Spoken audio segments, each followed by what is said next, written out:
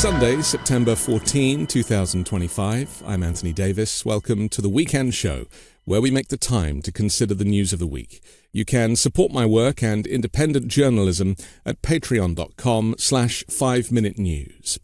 Our guest today is the co-founder and CEO of the American Sunlight Project, an internationally recognized expert on disinformation and democratization, one of Time magazine's 100 most influential people in AI, and is the author of 2 books, How to Lose the Information War and How to Be a Woman Online. Nina Jankowicz, welcome back to the Weekend Show. Great to be with you.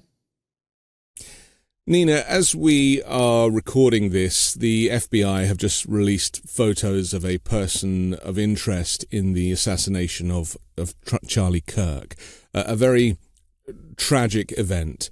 Political violence, obviously, is something that we are seeing more of in the United States. And Donald Trump, in a video message from the Oval Office late on Wednesday, called Charlie Kirk a martyr for truth and freedom.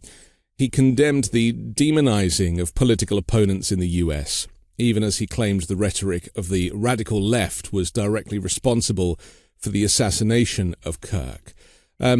It's way too early to kind of get into the weeds of this particular event, but clearly from an information and a disinformation perspective, there is a real problem in America in terms of the temperature of hate speech that ultimately can lead to these types of events.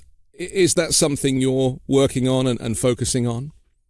You know, absolutely. I'm really worried and deeply saddened about this event, not because I agreed with Kirk, but because these ideals to be able to speak your mind in America are ones that our country is founded on, right? And you shouldn't pay with your life, no matter how abhorrent, the other side's ideas you might find. I'm a person who's on multiple enemies lists, right? So this morning, as we're recording this, they've still not found this gunman. They've still not found the motivation for the attack. And we have people on both sides, frankly, engaging in what I think is really reprehensible rhetoric. On the right, calling for retribution when we don't even know what motivated the gunman. On the left, some people even celebrating this. And if you're a person like I am who has dealt with attacks, rhetorical attacks, thank goodness, on your family, on your personhood, on your humanity, on your life, you take this stuff very, very seriously. And I'm going to be taking extra precautions in the weeks to come when I do public events, because I think the temperature has turned up way too high. And I was talking to a friend in the UK this morning, and he said, it seems like it's hyperpolarized. And I was like, it's hyperpolarized, but that's not the only problem. We're also desensitized to violence. The fact that it's taking the assassination of a political influencer for people to stop and think about the influence of guns in our country when a bunch of beautiful babies were just killed praying at their Catholic school's opening ceremony a couple of weeks ago, right? The Yankees had a moment of silence. That's their prerogative. But why haven't we been having moments of silence for every child? As a mother, it just shocks me. Every child killed from gun violence in this country. So I hope this is a moment where we can all come together, where we abandon this rhetoric that has dominated the last couple of hours. But what worries me is that it's the perfect storm for disinformation. We still have a gunman at large. Theories abound. I've already seen, people talking about, this is artificial intelligence generated stuff. I've seen false flag theories, anti-Semitic conspiracy theories, anti-trans conspiracy theories, you name it. The truth is we don't know right now. And I think we all need to sit and be comfortable with that not knowing. And that's something that has become very rare in the digital age. And can lead to further violence. So I would just remind everybody, take a moment before you share, take a moment before you post. Remember that there are real human being lives who have been affected by this situation, whether you like Kirk or not. And that there are people who are going to suffer if the temperature continues to rise here. Unfortunately, many of us watched this assassination on video because this event was being live streamed. This is a shift, isn't it, in terms of the amount of information online and the fact that people who are going to an event and celebrating the event and they want to live stream it and they want to be filming it and it meant that this image of him being assassinated ricocheted around the world. That does not help the raising tensions, does it?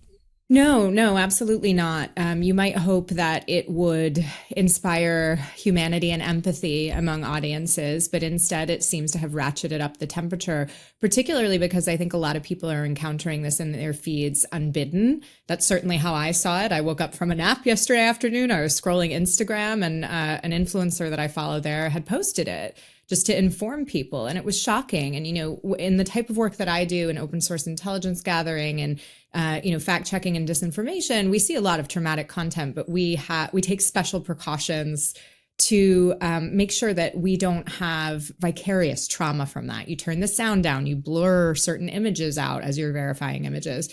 Millions of people around the world were not able to take those precautions because of autoplay and the constant continuous scroll of our feeds, right? And so it makes it that much more visceral and more horrifying for people. And again, I think ratchets up the temperature in a way that people may not be prepared for it. There's also the added fact, my husband and I were discussing this morning, this is the highest profile political assassination of our lifetime. And we had the next highest one just a couple of weeks ago in Minnesota with the assassination of Melissa Hortman and her husband, and the attempted assassination of other Minnesota lawmakers. I mean, this era is shocking for us to live through. And I think, again, especially as somebody who has been the target of this rhetoric, I do not wish it on anybody. And we all need to do our best to ratchet down the temperature at this moment. We need to take exigent action to do that, or else we're going to be in a very, very dark place. The Republican Representative Thomas Massie said that he includes President Donald Trump amongst those who should tone down their rhetoric. He said the president himself engages in it. He called it a hostile act to co-sponsor the Epstein resolution, who was a leading voice in pushing a motion to force the release of the Epstein files. We'll talk about the Epstein files later, but it's certainly, there is a certain element of irony when we see Donald Trump at the Resolute desk calling for people to tone down the rhetoric, and yet he himself is famous. I mean, arguably got elected because of the inflamed use of language, not to mention the current policies, which are extreme to say the very least, allowing the country to fall to an authoritarian dictator. I mean, is it possible for a dictator to say, tone it down? I mean, there was a moment last summer when President Trump, after the assassination attempt on his own life, I feel like did tone it down a little bit. But since then, we've gone way in the opposite direction, particularly with the occupation of Washington, D.C., the kind of planned occupation of Chicago and potentially other cities. I heard a shocking interview on NPR this morning when Michelle Martin, one of the hosts of Morning Edition, was interviewing Matt Schaap of the Conservative Political Action Committee. They had a conversation about Charlie Kirk, his impact, his life. And at the end, Schaap had brought up about needing to tone down the rhetoric, and Martin replied, well, on Newsmax yesterday, you blamed the left. Do you also blame the right in this kind of escalation in rhetoric? And then he went on to, his words, chastise her for bringing that up at this moment. And I think that is exactly the conversation that we need to have right now. I do think that the rhetoric on both sides, frankly, I was shocked a couple of weekends ago when President Trump hadn't been seen in public for a couple of days and the conspiracy theories about his health abounded. Now, don't get me wrong. There were plenty of conspiracy theories about Biden's health during his time in office. I think in some ways it's natural, but we need to temper those, that speculation, that, morbid interest that we have, and just remember the humanity of people, because it's folks downstream like me who aren't in office, who are just the victims of horrible rumors and, violent rhetoric online that are bearing the brunt of the burden. And then even worse, the people who are being picked off the streets here. So, I absolutely agree that both sides need to tone down the rhetoric. However, I will also say that, we've had 2 assassination attempts on President Trump's life. We have this horrible event.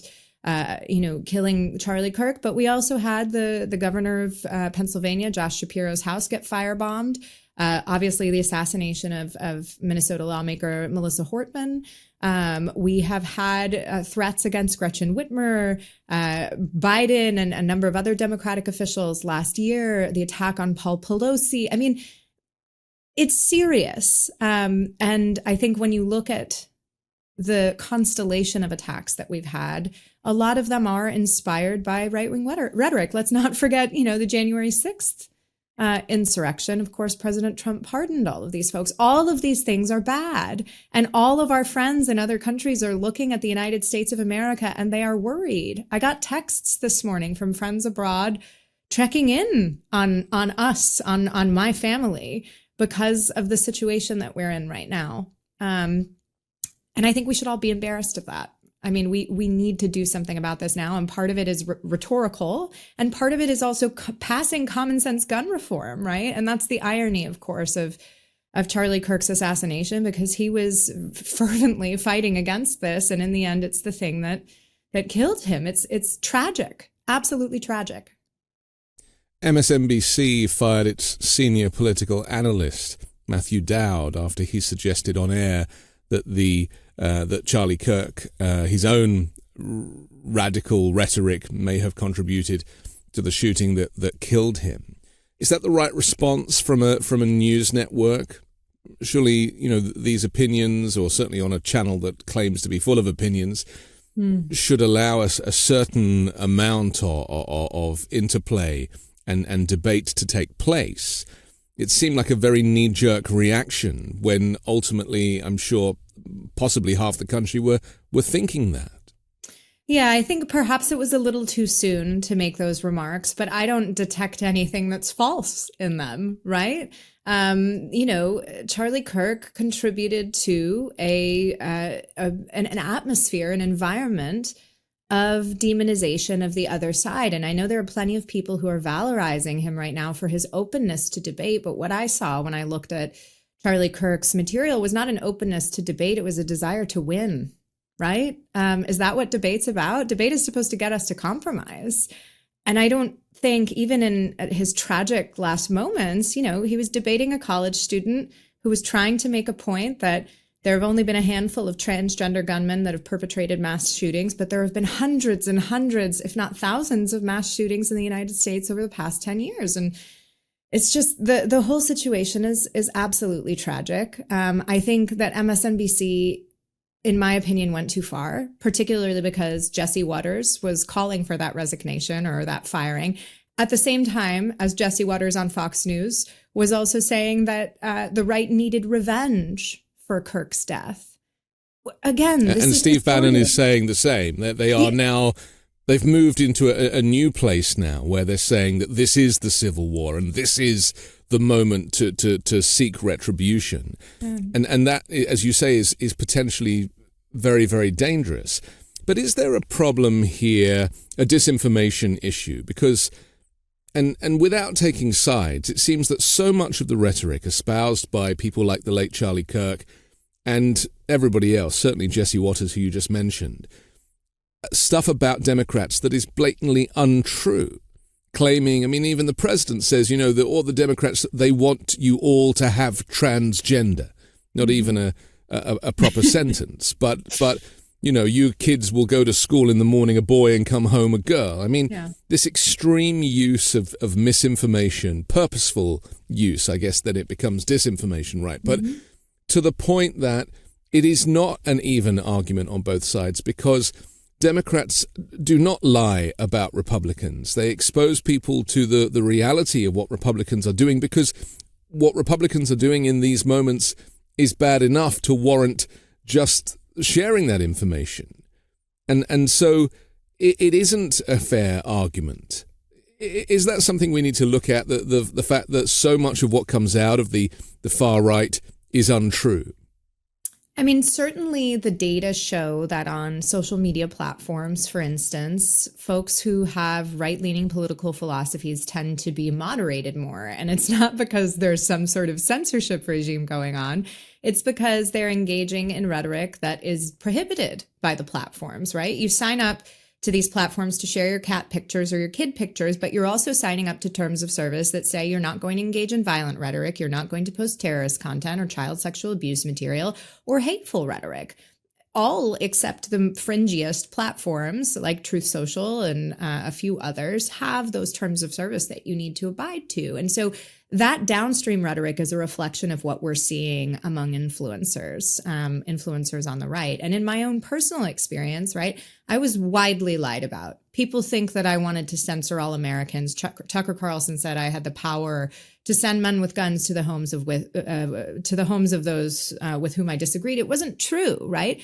But to this day, millions of my fellow Americans still believe that, to the point where anytime my name comes up, if I'm on, the news, I get death threats. I did a congressional testimony in April and went toe to toe with conspiracy theorists. Fox News did a segment about it.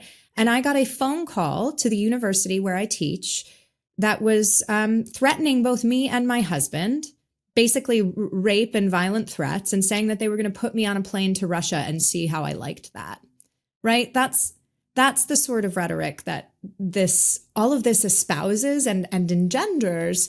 And I don't think it is normal for a democracy. And that is coming from somebody who has studied and observed elections in places like Russia, Belarus, and Ukraine, which have had political violence themselves. I mean, I've been thinking a lot about the parallels to Russia's development into an autocracy lately. And I keep saying, a little bit as a kind of off the cuff joke, well, we're not pushing people out of windows yet, but we're doing something that's far worse, and we're much more desensitized to it. We think that this is just part of politics, and it's not. It shouldn't be. And our friends in developed democracies around the world are extremely worried about us right now. So yeah, I mean, I think the right has a problem that they need to recognize. I think it is also absolutely abhorrent that people were celebrating the death of a young father. His daughter was at that event. Now, also, I do have to wonder, as the parent of a young child, what is different in the mind of me and the mind of Charlie Kirk that he thinks he can bring his kid to an event like that and also be safe at an event like that? I haven't felt that way in 3 years, and I have much less of a high profile than him. I will never bring my child to an event with me in the United States. I don't post pictures of him online because I don't want him to be targeted. Is it that the right thinks that guns won't come after them? This is an environment that they've created, right? And it's very sad. And I just really hope that this is a watershed moment where we can change something in this country, because we've had one after another of these. And when other countries have them, I think of the mass shooting in Australia that perpetrated widespread gun control laws in Australia. And now, they still have guns. They need them in Australia. They've got some scary animals there. But they also have common sense restrictions that keep people safe. And that is what we need here in the United States. I think you're being optimistic. I know, but we have to be, right? We have to be part of democracy. Do, but you also have to be realistic. And I also want to pick up on something you said, which you've just repeated, about democracy. Yeah. Are we a democracy? And were we ever a democracy? Because I do think that many of us are living in the past a little bit and are trying to kind of hold on to something that simply doesn't exist anymore. Yeah. And that it's a tragedy to have that realization. But America does not look like a democracy right now, and I know people are kind of waiting for the midterms to find out if that's a true statement or not. Yeah. But I think there's no point in waiting; it's staring you in the face. No, I agree with you, and I came to that conclusion a long time ago in March when Rumesia Ozturk was arrested for writing an op-ed. I really identified with Rumesia's story because I was a Fulbright student in Ukraine, and I was so very proud to be there in Ukraine, representing my country on a public policy fellowship. I wrote for Ukrainian outlets. I was there. I was happy to be interpreting American events for my Ukrainian audience. And I came home and was happy to be home, right? To have had that experience and to bring that experience to bear in the United States. She was here working with children's education at a, prestigious university and expressing her beliefs about a population that she belonged to, and was arrested simply for writing that op-ed after having been invited to the United States on a US-backed program to study her PhD, right? That was the moment when I said, we're off the rails. And I went to European Parliament at the end of April. And I said, the topic was Russian disinformation, but I thought I really needed to shock them and make a point. And I said, you need to resist Russia, yes, but the most important thing in resisting that autocracy is that you also resist the pressure coming from other autocracies like the United States of America. And I do believe that's where we are. Yes, we have a court system that is hanging on by a thread and trying to keep the Trump White House in check. But we also have extrajudicial violence. We also have the armed occupation of our capital city when there is absolutely no need for that. We have people, including U.S. citizens, being picked off the street by masked officers who refuse to identify themselves. Along with that, we have, administrative campaigns to bury civil society activists like myself, litigation against all of them, demonization in the media. All of these are autocratic tactics that have been used by leaders like Putin and Xi Jinping and Viktor Orban, among others, right? Bolsonaro. And we're seeing them all of Trump's best friends. I mean, exactly. That's the problem, isn't it? Yeah. And another thing that I really worry about, Anthony, is, there are so many individuals who are being targeted by this stuff, and some of them are very bravely speaking out, particularly among civil servants. And there are a lot of civil servants who also are not doing anything. They're just biding their time, right? And there's the famous poem, they came for the Jews, but I was not a Jew, so I did not say anything. Individuals who are being targeted by this stuff right now aren't speaking up because of how perilous that has gotten. And as somebody who's been targeted by this regime and this administration, I think that is a huge error. Waiting for the midterms, waiting for 2028. If we don't speak up now, we will lose what is left of our democracy. Right now, you might call it an electoral autocracy if you're going to be technical. But I think we are a long way there. And I am extremely, extremely worried about it, particularly after the events of this week. It's just, what is it that prevents Americans from acknowledging that they've lost their democracy? I mean, there's so much is written about American exceptionalism and this idea that it could never happen here. But there's clearly something that connects people, because so many people who don't connect with the news don't know that any of this stuff is happening, Nina. Yeah. I mean, we are unique in that way because we are engaged. But most people, through no fault of their own, are too busy working their jobs, multiple jobs, often, to be able to pay their way. There is no time to read the news, so invariably they scroll a little bit on Facebook if that's how they get it. And of course, that is a targeted news in their own algorithm. So people don't know that America has fallen to a dictatorship. People don't know that the midterms are in jeopardy. People don't know that the militarization of the country, starting with the capital, is the start of something greater. I think Americans, unfortunately, have a degree of hubris that I've been trying to crack through over the past 8 years or so. It's hubris, and we also take a lot of things for granted. The fact that we're this, big country, we've got borders that are fairly, impenetrable because of the oceans that we're surrounded by, right? We're lucky in that regard. We've never seen an invasion or a bombing of our country. Of course, with acts of terrorism like 9/11 accepted, we have not experienced a lot of the strife that our allies in Europe have in recent memory, right? There are still people alive who remember what being occupied by fascist forces was like. There is, and even those who don't remember it personally, it is passed down among generations. That's certainly where I get my fervor about this from. My grandfather was in a Soviet gulag. He was deported at the age of 10. That's why I went on the career path that I went on. And I think we've failed American citizens in not educating them to the degree that they need to, not only about citizenship and civil kind of civil literacy, civic literacy, but also about history, our basic history. I went to high school not too long ago, and we didn't learn anything beyond World War II in our recent history classes in high school. I think it's part the education system, which is down to the states, and it's part just a fact that we don't inspire that kind of citizenship, civic engagement. And also the internet has led us further apart from one another, which I think allows us to demonize the other at a much greater speed than some of our allies in Europe and other countries where that social fabric is still put together. I don't know that many of my neighbors. And it's complicated now because I'm not sure I want to introduce myself to them. Right. Hi, I'm the lady that Tucker Carlson accused of treason. Would you like to come for a potluck at my house? I don't know, right? It's really complex.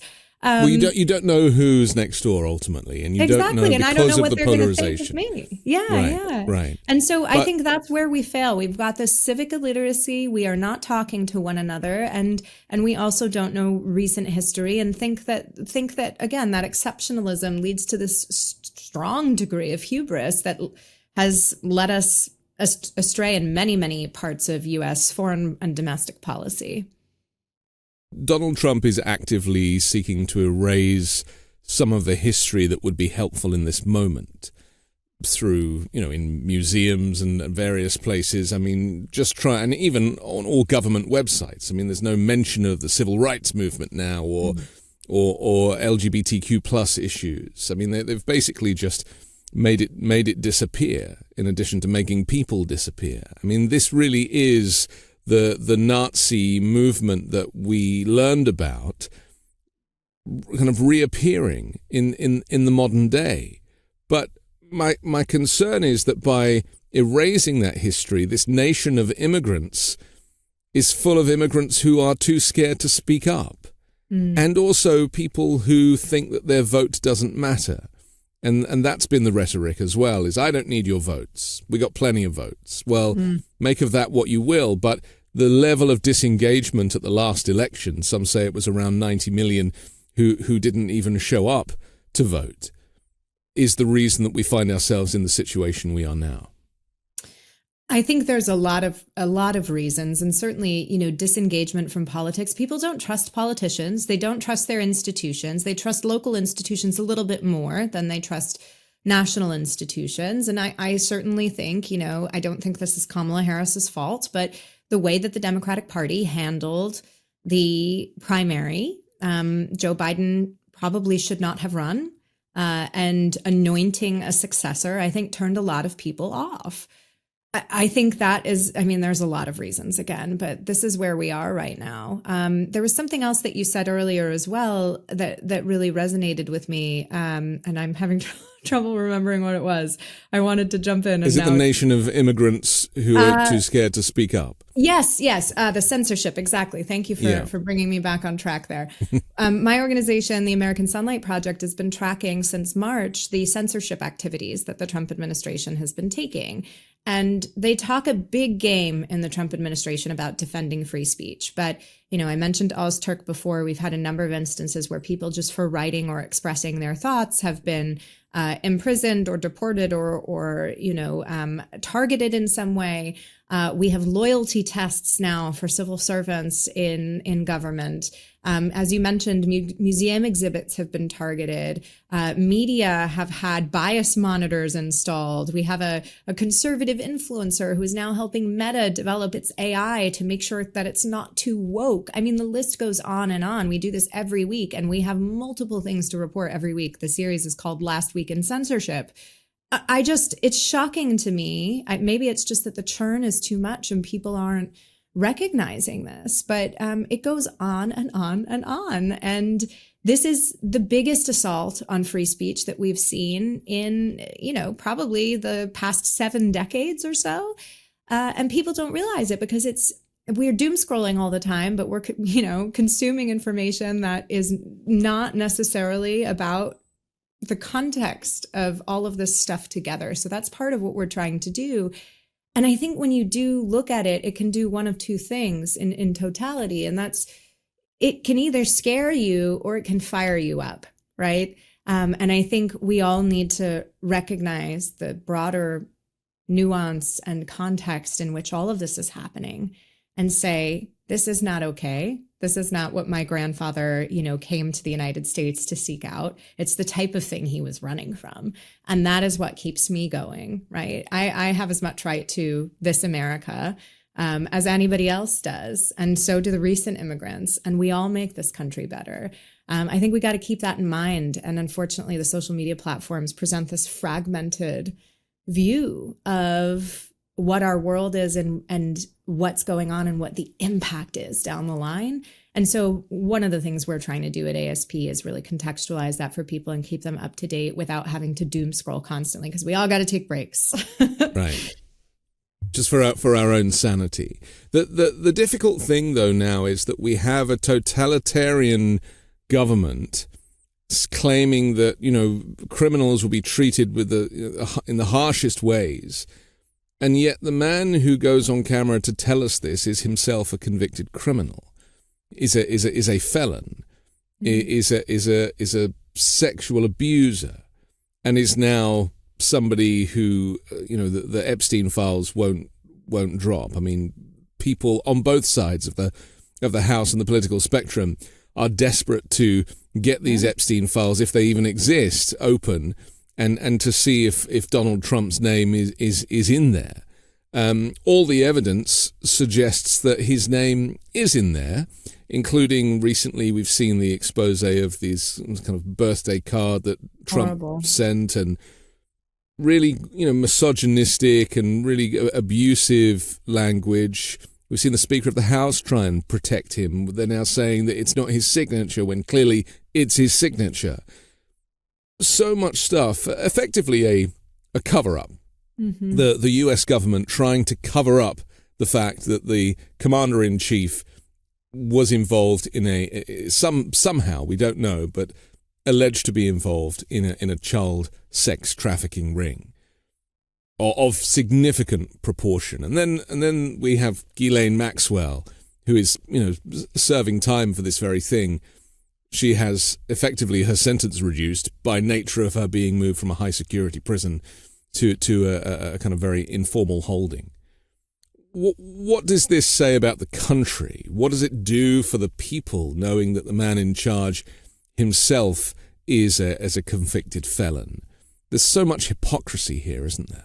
Hypocrisy is exactly the word I was going to use. I have spent my adult life after graduate school in Washington, D.C. I am old enough to remember when a man was so incensed by alleged pedophilia happening in the Democratic Party that he drove from North Carolina to Washington to shoot up a pizza parlor where he believed that a basement existed as a child trafficking way station. This pizza parlor, Comet Ping Pong, does not have a basement. There were no children in it. Thankfully, no one was hurt that day. But this was a party that really organized itself on responding to child trafficking and pedophilia. And here there are people trying to explain it away. I mean, especially as somebody who's worked on gender violence, I keep coming back to the fact that we are so focused on the lurid details here. We are focused on whether Trump is in this book, and the British ambassador, or the major Democrats as well, Bill Clinton. We are not, except for one press conference recently, centering what survivors think and want. And survivors want this stuff released so that they can get justice and they can get closure. I think one woman that I saw speaking about this says that she feels like she's been gaslighting herself because she doesn't know if, these documents exist, and if it would be a confirmation that what she went through really was as bad as she remembers it to be. Can you imagine? Well, the problem was that the Attorney General said that it's on my desk and I'm going to read it. So that added fuel to the fire. And has that not put it out? Exactly. Right. We've seen the FBI, Dan Bongino, of course, nearly quit as deputy director of the FBI because of the response to the Epstein files. I think that was the most circumspect Dan Bongino has ever been in his entire life, right?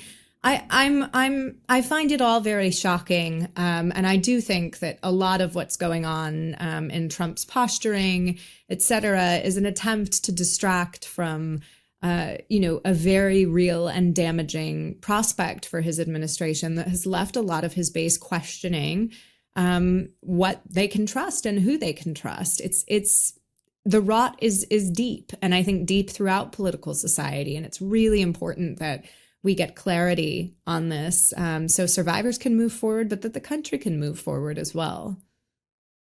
At a Christian museum on Monday, Trump was lying about the National Guard troops eliminating crime in Washington. And then he said something very interesting. He said that domestic violence was being counted in the crime statistics. Yeah. Which meant that, the influence of his party was not being seen as significant enough. He said crime was down 87%, but it would have been 100%. And then he said something like, if a man has a little fight with the wife, they say this was a crime, so now I can't claim 100%.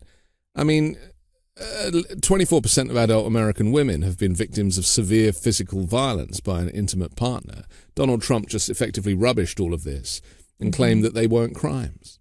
Well, women are more at risk from their partners and domestic violence than almost any other type of violence, right? And you know who else decriminalized domestic violence? Vladimir Putin. I feel like that's all I have to say about that, right? He didn't want these little tiffs between husband and wife to be counted in his crime statistics either. And often when you read Russian media, women who are murdered are either martyred and there's, it's a crazy person who did this to them, or they deserved it. That's what you see in Russian media. They were a crazy person and so they deserved it. I feel like we're really close to, that same sort of rhetoric here in the United States, and it breaks my heart. Russia, of course, has astronomical domestic violence figures. And I wonder if, when Putin and Trump were having their little tete-a-tete in the Beast, Putin gave Trump some potential legislative pursuits to make. I mean, we certainly told him that mail-in voting was the reason why he lost the election. Clearly, yes, that was brought up. But I mean, it's a shocking thing to hear from the president of the United States, particularly somebody who has, domestic violence allegations against one, if not more, of his wives, from one of, or not more of his wives, if I'm not mistaken.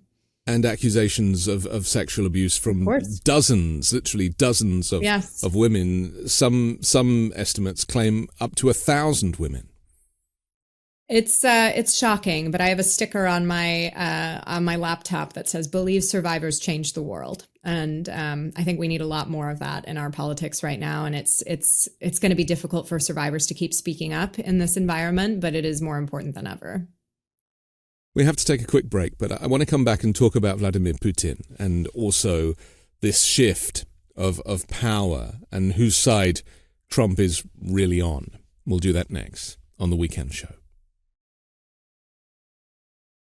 When you start a podcast, it seems like you have to figure it out all by yourself. Scripts, setup, filming schedule, logos. It can be super overwhelming, and every day seems to introduce a new decision that needs an answer. When you're starting off with something new, it seems like your to-do list keeps growing every day with new tasks, and that list can start to begin to overrun your life.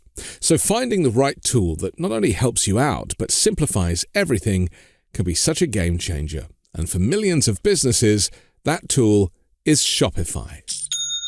Shopify is the e-commerce platform behind millions of businesses around the world, and 10% of all e-commerce in the US, from household names like Mattel and Gymshark to brands just getting started. You can get started with your own design studio with hundreds of ready-to-use templates. Shopify helps you build a beautiful online store to match your brand's style. Accelerate your content creation. Shopify is packed with helpful AI tools that write product descriptions, page headlines, and even enhance your product photography. Get the word out like you have a marketing team behind you. Easily create email and social media campaigns wherever your customers are scrolling or strolling. And best yet, Shopify is your commerce expert with world-class expertise in everything from managing inventory to international shipping to processing returns and beyond. If you're ready to sell, you're ready for Shopify. Turn your big business idea into with Shopify on your side. Sign up for your $1 per month trial and start selling today at shopify.com/weekend. Go to shopify.com/weekend. Shopify.com/weekend.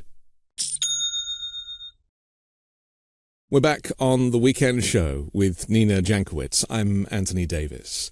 Nina, this week, Poland, a NATO country in Europe was on the receiving end of 19 Russian drones that entered its airspace, many of which were shot down.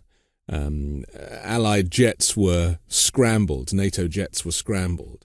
And this, from a European perspective, and certainly from Donald Tusk, who was very emotional when he was kind of responding to this, because, there is history here, especially with Poland being, the kind of first of the nations to be attacked by Nazi Germany. And this is an issue that clearly Vladimir Putin has in his master plan. The idea of expanding this war beyond Ukraine, or potentially using Poland as a distraction so that NATO forces kind of send their best there, and it gives him more power on the battlefield in Ukraine. I'm interested for your perspective on that, but before we talk about Trump's influence in this, let's just look at what is happening in Europe right now. Again, not enough coverage of it in the US, and people don't really understand quite how significant this is for European nations who have historical trauma. Absolutely. So it's interesting that we mention the Nazi invasion of Poland. Of course, 14 days later, if I'm not mistaken, on September 14th, when this episode is airing, is when the Soviets invaded Poland as part of the Molotov-Ribbentrop Pact. So the Nazis came in from the west and the Soviets came in from the east and effectively carved up the country, sending Polish landowners and, a bunch of different minority groups, ethnic minorities, Ukrainians, Jews, etc., to gulags, and of course on the Nazi side to concentration camps. It's a horrible history, and it is one that is felt in almost every town that you go through in Poland. A great book by Timothy Snyder, Bloodlands, explores the history of Central and Eastern Europe and how in the kind of fabric of society there, they hold so much trauma. I'm a Polish American. I also have Ukrainian blood, and it's real.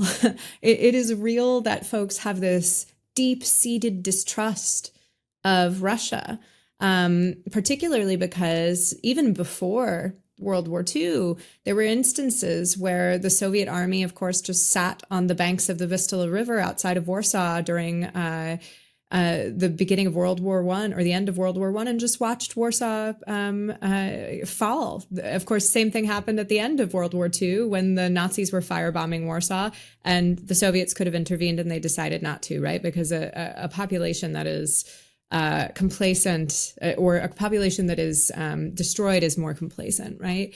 So there's a lot of bad blood there. Of course, the political leadership in Poland went to a commemorative ceremony in 2010 to commemorate the killing of Polish soldiers at Katyń by the Soviet army. That plane crashed very tragically. There's a lot of conspiracy theories about that as well.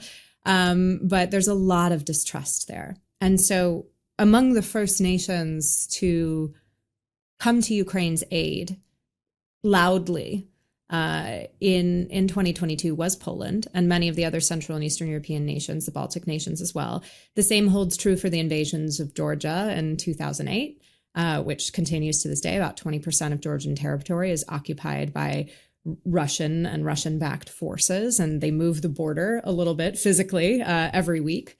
There's also part of Moldova, Transnistria, that is occupied by Russia, right? We have these frozen conflicts all over the region. And Poland knows all too well that by destabilizing Ukraine, a country that is right on the border, that shares a extremely long land border with the European Union, Putin is destabilizing the European Union, even if he is not making incursions into EU ground space or airspace. And here we have the most serious incursion into EU airspace that we've seen since the beginning of the war, 19 drones. And I think when people think of drones, they think of those like little ones that take aerial photographs. These things are as big as cars. Yeah. They're very serious, and they're killing civilians left and right. So when you have 19 of them suddenly in EU airspace, this is not a mistake. This is a signal, right? And I think Putin sees it as posturing of strength, but I think it's weakness, right? He's trying to get Trump's attention, try to bring him back to the negotiating table. I think this is a bit of a silly tactic with Trump, because I think eventually he'll get pissed off with Putin, and he's not going to be as forgiving in the negotiations. He's given him a lot of leeway, a long leash now.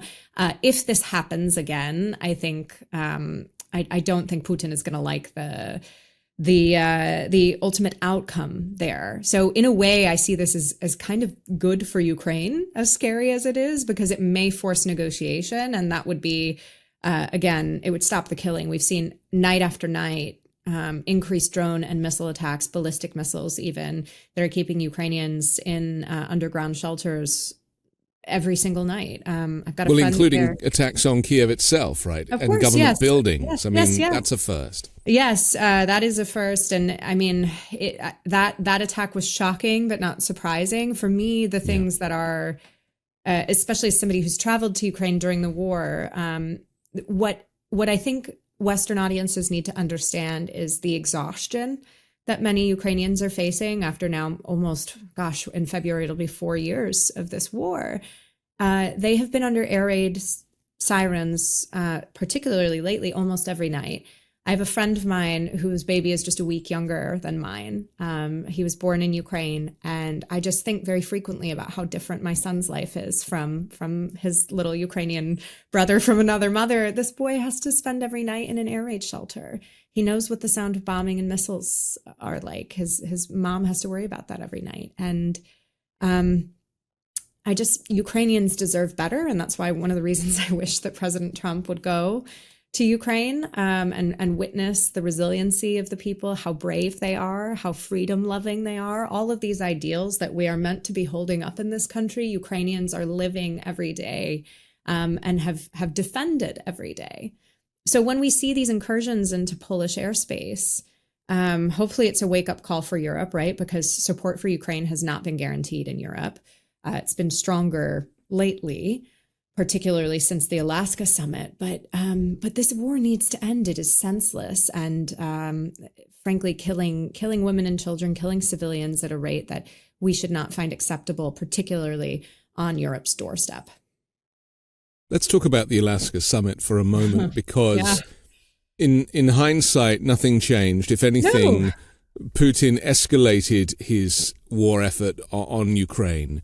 As a result of that, Donald Trump went in with no plan, with no advisors around him, with nothing really on the table. He just said, we'll see what happens. He just wanted a photo op with his kind of boyfriend, Vladimir Putin, as I see it, even to the extent that he held up in the Oval Office a photograph that was sent to him of the two of them together and paraded it for the cameras as if to say, look, here's me and Vladimir, the way he held his hand and put his hand on top, the way the US military rolled out a red carpet for Putin, for a wanted war criminal by the ICC and others. I mean, this is unprecedented, and if anything, it exacerbated the problem. That's why I'm surprised when you say that, well, maybe Trump is going to change his mind and recognize that Ukraine, that people deserve better than this, and because everything. I don't think that's why he'll change his mind. He'll change his mind because he's sick of being embarrassed, not because he develops any sort of affection for the people of understand, Ukraine. But is he capable of being embarrassed? I mean, we are talking about a man with very, very few faculties and emotional synapses. I think that is when he has been motivated to action in the past, when he is truly embarrassed and he has to protect what he sees as his image. The reason he, very much like Putin's aggression, his kind of asymmetric warfare against the West, the reason these men want these photo ops is because it makes them seem powerful. Here I am with Vladimir Putin. Here I am with all of these big baddie world leaders, but I alone can fix it. I alone am their friends. Look at all the wars that I'm solving, right? They think in the same way in that regard. And so, yes, he gave him a propaganda coup, 100%. And the Russian propagandists were celebrating that. And you're absolutely right. Nothing changed afterward. In fact, it's gotten much worse in Ukraine. There was an investigation by the Center for Information Resilience in the Wall Street Journal that showed astronomical levels of drones and ballistic missiles sent to Ukraine since the Alaska summit. So it's changed absolutely nothing. Although it has implanted in Trump's brain a new set of Russian propaganda, which we can thank Putin for, I suppose. Yeah. I think he is very much motivated by his own personal image. And he thought that this was going to be an easy thing to fix. He had said that many times. He did get frustrated once or twice with Putin. I was frustrated with his post on Truth Social that said, "What's the deal with," kind of like Jerry Seinfeld, "What's the deal with these Russian drones in Poland? Here we go," as if World War III were a spectator sport, right? You are the leader of the free world. Weirdest thing. Yeah. But isn't that post a really good example that Donald Trump is on the side of Vladimir Putin ultimately? Oh, I think there's no question. There must be something, compromat or something, that is preventing the sanctions that Trump talks about that never come to fruition. And now that Trump has an out, which is that we are selling weapons to Europe and actually making a profit, I have a feeling that is his end game. He doesn't want this war to end because he's now profiting from it. And ultimately, he is, still up there considered as a world leader who's found a loophole so that we can extend this war and profiteer. Right. I mean, I think Anne Applebaum talks about this in her book, Autocracy, Inc., which is a nice short little book that I encourage everybody to read because it does encapsulate this current moment very well. Autocrats are all in it for self-enrichment, right? That is part of the reason why Putin has stayed in power for so long, because if you become a former Russian president, it's not quite as nice as being the current Russian president. And I think it's not just about self-enrichment in terms of dollars and cents, which for Trump, that is clearly a big motivator, but it's also about the autocratic worldview, right? I think he admires Putin because Putin has created this kind of ethno-nationalist state that has a lot of swagger. God, remember the Rex Tillerson era of swagger? Or no, that wasn't Tillerson. It was Pompeo. Excuse me. Apologies to Mr. Tillerson. Mike Pompeo. Well, Tillerson's got his own problems as well. Not great, but not, it wasn't swagger. But I think Trump admires the way that Putin carries himself, the way that Putin just does stuff. I mean, for God's sake, we've just rebranded the Department of Defense to the Department of War. Yes. Right? That is a very Russian worldview there. And so I think in addition to this self-enrichment, which autocrats help each other with, right? Iran sells drones to Russia to use in Ukraine, among other things. China sells weapons parts to Russia to use in Ukraine. There's that self-enrichment for sure. But we have an alignment of our government, not just from Trump, but through Vance to at the State Department, Marco Rubio and others, who are aligning the U.S. government with this white ethno-nationalism that I think that is a big motivating factor, honestly, yes, the more I see it. And it's written into our foreign policy now. It's shocking to me. The U.S. has been courting India to be a trading partner for many, many years and an ally. And Trump basically just blew that up by imposing a 100% tariff on goods. Narendra Modi was invited to meet Xi Jinping alongside Kim Jong and Putin. And, effectively now this world order has shifted. And it does appear that the superpower is China. And Xi Jinping has been elevated to somebody with these very powerful, wealthy, nuclear allies. This is very problematic, isn't it? India was really a conduit that would have been very helpful for the US going forward. Not to mention the destruction of USAID and the soft power, which also contributes to America's loss of standing in the world.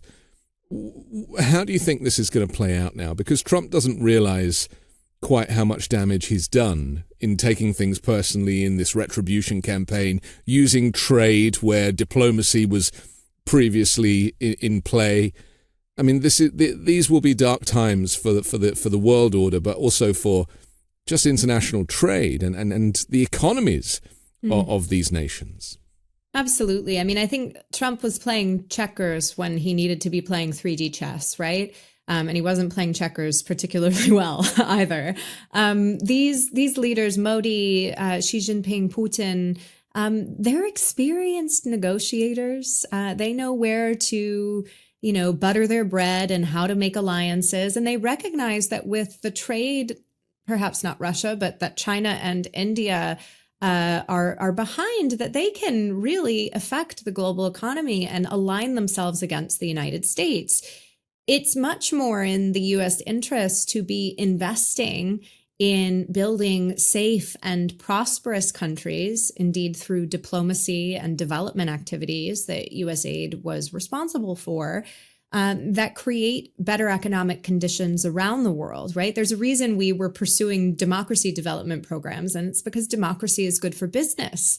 But that has now been demonized by the Trump administration. So I think we're in for a real reckoning. I think the fact that we have seen retribution coming from the Trump camp or the Trump White House against folks involved in labor statistics, of course, the Fed governor, Lisa Cook, and others, he doesn't want the truth about how bad things are going to get to come out. And that is why he's taking it out on the folks who are responsible for the numbers. And again, this is a tactic that we saw in the Soviet era, coming from the Politburo, right? You don't like the numbers that are coming out that are showing that the 5-year plan isn't working? Fire the mathematicians. It's shocking to me. So I think it's going to be a bad situation, not just for the world economy, but for American prosperity. Certainly, I think economically things are going to get bad, and I'm by no means an economist, but I'm doing things like booking airfare for research trips, and I'm seeing things go up. The cost of milk and eggs has not come down; it's only going up, right? And certainly the respect for Americans abroad. The things I see in my mentions on social media, even though I'm a person who's certainly resisting this administration quite vocally. The sorts of things that Americans are being blamed for, as if many of us don't realize what's going on. The tides are turning, and I think there's going to be a rude awakening for folks in the coming years, unfortunately. It's almost as if everyone is living a bit of a lie right now, because inflation is on the rise. Latest numbers just came out. Jobs numbers were revised. 900,000 jobs, lost.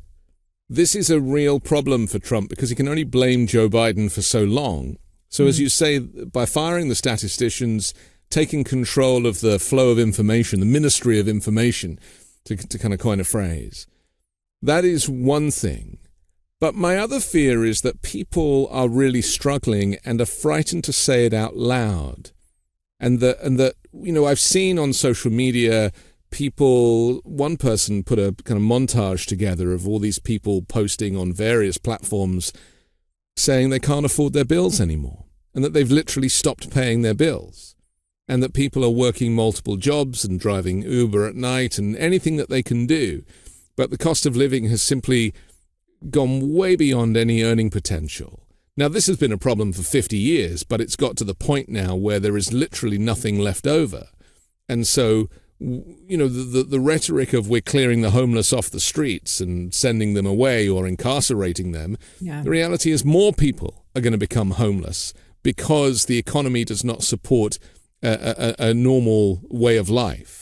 And not just because the economy does not support a normal way of life, but our social safety net was never enough to begin with, and it is being decimated by this administration. I've had a couple of loved ones in kind of my circle of folks fall upon economically hard times, and I've tried to help them navigate social services in the United States. And, I've lived a fairly privileged life. I have never been in contact with, SNAP or our food stamps or anything like that. And to navigate these applications for folks who are already under enormous stress trying to make ends meet, and then to look at things like, the housing subsidy lists in certain states, they're years long, 5 to 8 years long. Mm-hmm. No wonder we have a homelessness crisis in some cities. It's shocking when we know that the way to get people off the street is to provide them housing. We know that the way to make sure that people can make ends meet is to provide that universal basic income. The data point to the fact that that is the right thing to do. And I heard an economist just this week talking about how, if we often the most vulnerable part of society is Black women. They're the breadwinners of their family, but they're often the folks that are going to be most affected by economic downturns. And if we focus our economic policy on Black women, then everybody else succeeds, right?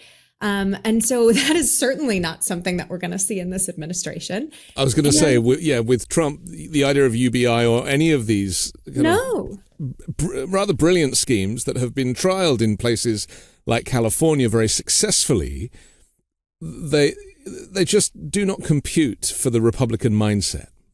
They're viewed as handouts. Now, the people that I know who are in dire economic straits are some of the hardest workers that I've ever met. It just happens to be that the wage that they're making does not match the expenses that they have. And it's not like they're going out to the Ritz every night or to Mar-a-Lago for that matter.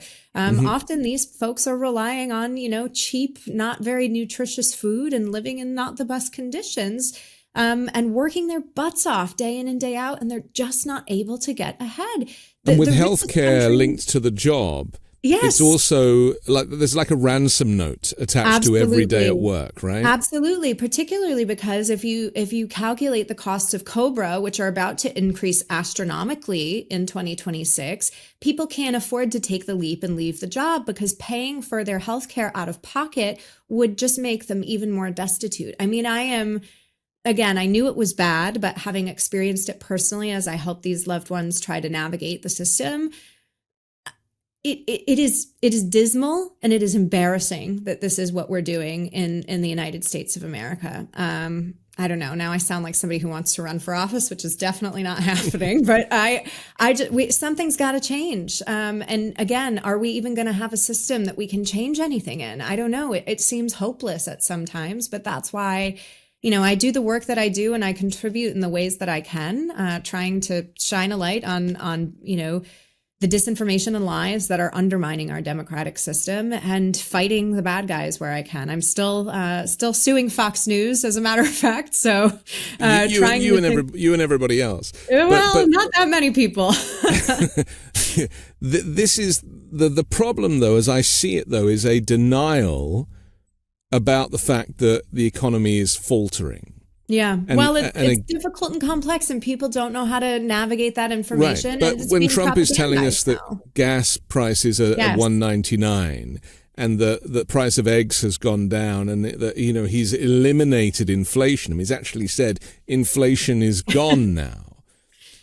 This is a major disinformation problem because there becomes, for some, not for all obviously, but for some, a false sense of security, and quietly they're just racking up credit card debt because they are living in hope that Donald Trump's promises are going to come true. Meanwhile, the national debt and the deficit is ballooning. There's no investment in public services or infrastructure or anything, and it's just the rich getting richer and richer, and then technology, the likes of Palantir and these various tech companies who are increasingly gaining the power through information.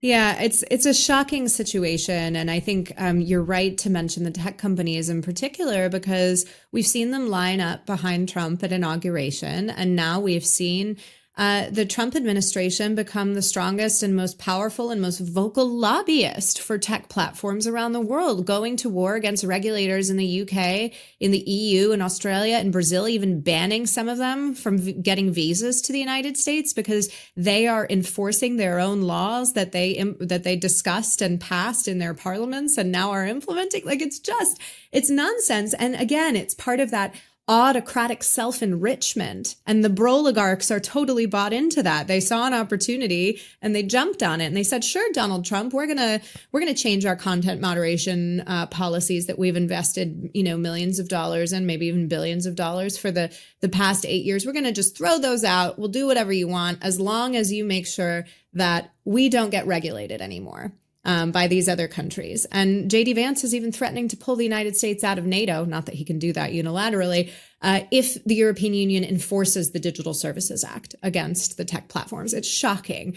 And that, as you say, Anthony, is all tied to the rich getting richer on the backs of the poor, who are getting poorer and who are struggling more and more every day in the United States. And I think this is something that the Democrats have failed to connect with to audiences. We used to be the party of the working class, right? We've lost that. And I think there's such a strong message that we're seeing the likes of, Zoran Mamdani and Kat Abu-Ghazaleh in Illinois, candidates like that, young candidates from my generation, who are giving voice to that and meeting with such acrimony from other members of the party, and certainly from the Republicans, because they know it could work. That's what we need right now. Somebody who voice the connective tissue of these problems.